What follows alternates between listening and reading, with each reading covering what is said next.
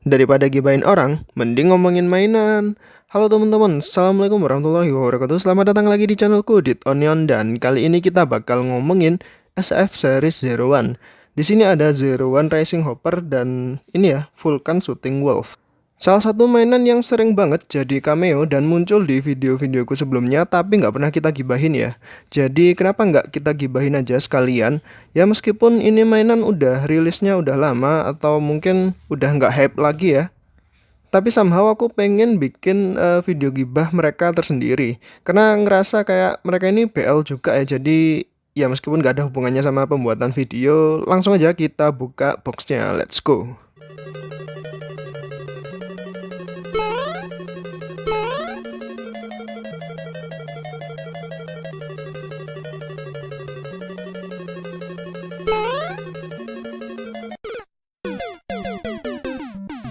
Nah ini dia SHF Racing Hopper, kita keluarin aja dari boxnya. SHF ini rilis dengan harga sekitar 3.000 yen. Aku dapat dengan harga 450 ribuan di awal tahun 2020.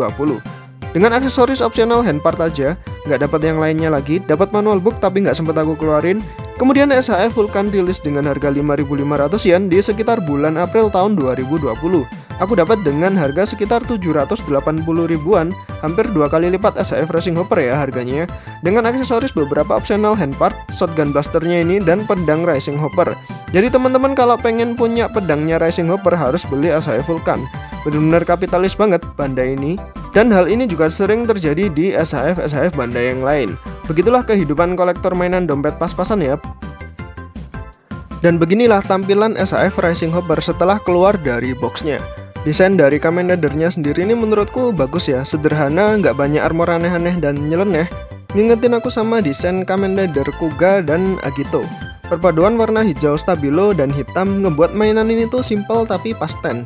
Maksudnya simple tapi keren dan ganteng. Ketika awal-awal kemunculan series ini, Zero One ini benar-benar cukup pecah ya di Indo. Selain karena dia menjadi series rider pertama di era Reiwa, desain sederhananya dia ini benar-benar cukup ngebuat toko fans ini tertarik karena seri-seri sebelumnya ini desainnya bisa dibilang agak rame, apalagi final form-nya. Yang buat aku suka di mainan ini tuh karena salah satu desain suitnya juga ya, apalagi yang bagian warna hitam. Ada bagian yang teksturnya bener-bener mirip kayak di filmnya. Jadi emang cetakannya ini dibikin motif bintik-bintik kecil gitu loh. Emang nggak semua bagian yang warna hitam ada bintik-bintiknya, tapi motif dan detail ini tuh menjadi nilai plus sendiri buatku di mainan ini. Dan aku mau ngasih info juga buat teman-teman yang nonton ini ya, bahwasanya dulu ketika mainan ini awal-awal muncul di Indo, ini tuh bener-bener hype banget. Harganya langsung naik hampir 2 kali lipat dan waktu itu bisa tembus sampai 900 ribuan kalau nggak salah. Karena momennya pas banget ya dengan awal-awal pandemi di Indo. Dan waktu itu jasa ekspedisi Indo dan Jepang lagi menurun kinerjanya karena pandemi juga. Jadi mainan ini tuh banyak yang telat datengin. Alhasil yang datengin awal-awal di Indo itu diserbu banyak orang. Dan mainan ini tuh menjadi rare luar biasa waktu itu. Detail dari beltnya sendiri juga bagus. Cukup keren untuk sebuah mainan yang kelihatannya kecil banget. Bahkan progress skinnya ini udah cukup kelihatan jelas bagian logonya ya. Meskipun mungkin di kameraku nggak begitu jelas juga, tapi aku benar-benar cukup puas sama hasil dari belt dan gimmick yang ada di beltnya ini.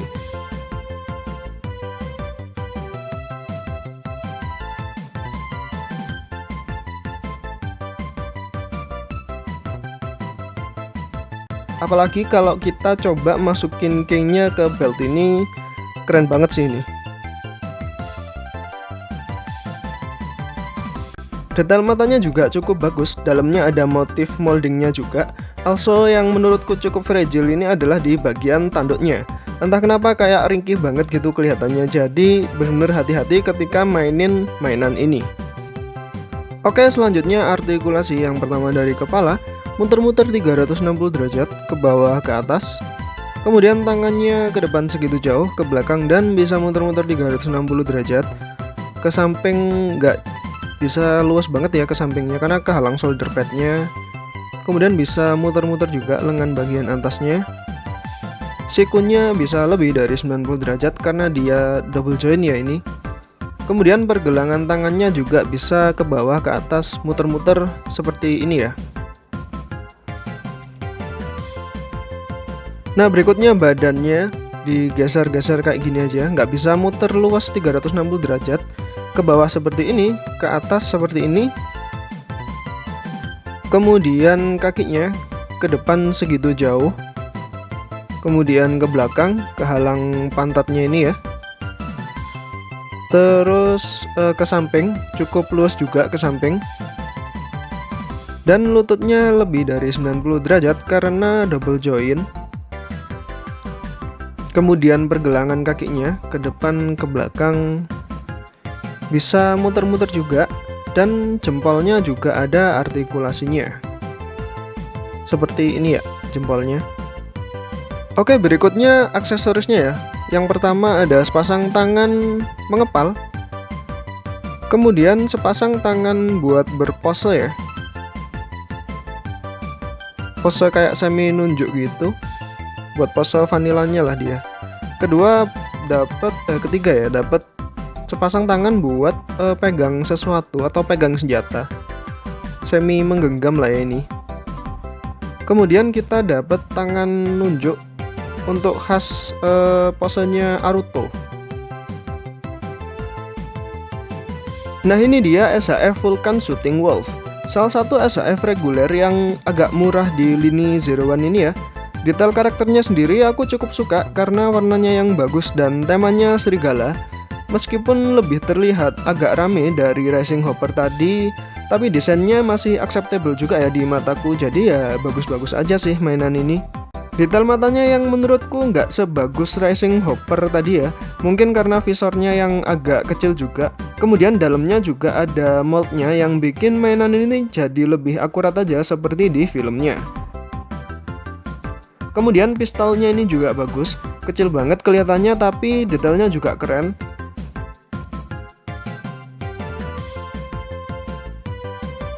Untuk progress skinnya sama-sama aja ya kayak Zero One tadi. Molding dan sculptnya serta catnya cukup bagus banget. Dan sekali lagi bakal kelihatan lebih keren pas kita masukin progress skinnya ke dalam pistolnya.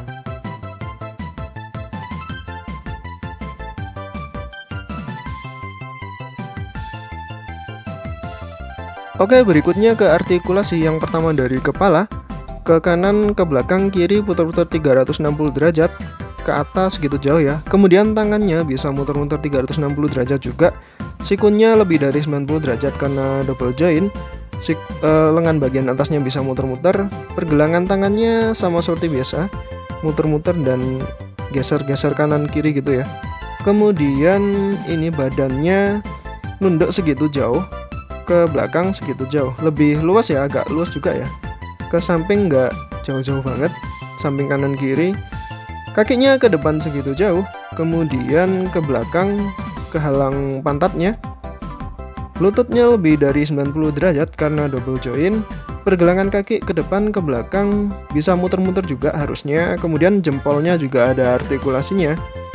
Dan pahanya ini bisa diputer-puterin juga ya. Yang Zero One tadi harusnya juga bisa kok. Aksesoris yang kita dapat yang pertama ada ini macam shotgun ini ya, atau ya inilah intinya tembaknya dia. Kemudian dapat pedangnya Zero One, barang yang wajib dibeli atau wajib punya ketika kalian punya SHF Zero One. Nah, ini dia tangan buat pose bertarungnya dia ya. Kemudian tangan buat memegang sesuatu, tangan buat memegang tembak ketika telunjuknya pegang trigger tembaknya itu ya. Kemudian tangan mengepal. Berikutnya kita coba pasang senjatanya ya. Ini pakai tangan yang ada triggernya. Tinggal dimasukin aja sih ke pistolnya, gampang aja karena nggak perlu gimmick-gimmick khusus juga. Cuman masukin ke tangannya ini agak susah-susah gampang ya karena joinnya kecil banget. Dan hati-hati aja kalau misalnya masukin tangannya, takut patah sih karena kecil banget joinnya. Nah, kurang lebih tampilannya seperti ini. Terus kita coba ganti shotgunnya ya. Nah, kayak gini tampilannya ketika dia pakai shotgun. Yang menurutku shotgunnya ini entah kenapa agak kurang gede ya. Kalau misalnya agak gede dikit aja, udah keren banget sih menurutku. Kemudian kita coba senjatanya Zero One-nya ya, pedangnya ini kita pasangin dulu di tangannya. Kemudian kita pasangkan di Zero One-nya. Ngeselin banget nggak sih kalau misalnya teman-teman pengen beli Zero One tapi nggak ada senjatanya ya, jadi harus beli Vulcan juga. Ya begitulah intinya Bandai. Nah kurang lebih seperti ini tampilannya ketika dia pakai pedangnya ini ya.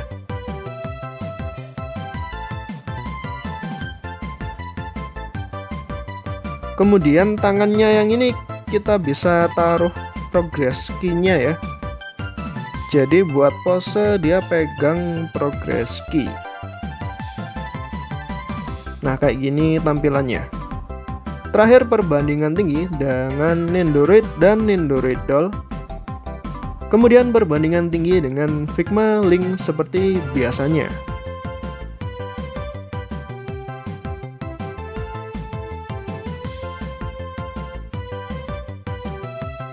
Nah itu dia ya teman-teman, SHF Vulcan dan Zero One Rising Hopper yang udah kita gibain di video kali ini. Menurutku mainan ini ya bagus-bagus aja ya. Harga yennya nggak mahal-mahal banget, terutama yang Zero One, dan ini masih tergolong SHF reguler. Karena series Zero One yang lainnya ini mostly limited ya. Harganya udah di atas 1 jutaan semua yang limited. Kemudian SHF ini tuh build quality-nya bagus, catnya juga bagus, dan bener-bener kelihatan kalau Bandai ini serius buat ngegarap mainan SHF series Kamen Rider. Somehow aku ngerasa kalau SHF bukan Kamen Rider, Bandai nggak seserius ini nggarapnya gitu loh. Kadang ada aja yang miss. Buat teman-teman yang pengen SHF harga masih masuk akal dan bagus, ya dua barang ini salah satu pilihannya. Mungkin next video aku bakal bahas SHF yang limited ya dari Bandai. Jadi nantikan aja di channel ini. Kemudian aku mau mengucapkan terima kasih buat teman-teman yang udah nonton dan dukung channel ini sampai sekarang. Segala sesuatu yang kurang di video ini bakal tak tambah di deskripsi. Kurang lebih aku minta maaf. Wassalamualaikum warahmatullahi wabarakatuh. Sampai ketemu di video berikutnya. Bye-bye.